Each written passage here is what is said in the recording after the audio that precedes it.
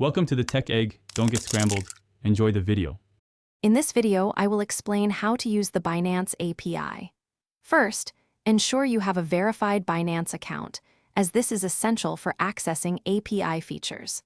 The Binance API allows you to automate trading strategies, manage your account, and retrieve market data programmatically.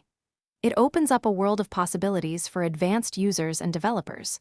We will guide you through the initial setup process step by step. Now, let's create your API keys. You will generate two crucial pieces of information, an API key and a secret key. The API key is public, but the secret key must be kept absolutely confidential, like a password. Carefully select the permissions for your keys. For example, enable trading if you plan to execute orders.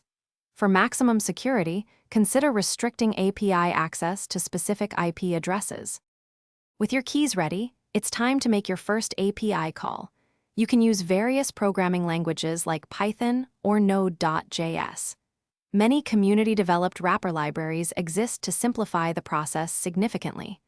Start with a simple public endpoint, such as retrieving the current server time, to confirm your setup is working. For private endpoints, you will need to sign your requests using your secret key. The Binance API offers a wide range of functionalities. You can automate your trading strategies, execute trades, and manage your orders with precision. It also allows you to fetch real-time market data, including current prices and historical data, which is invaluable for analysis.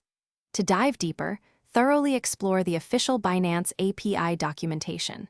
It provides comprehensive details on all available endpoints and parameters. Thanks for watching. Consider subscribing if I helped unscramble your problems.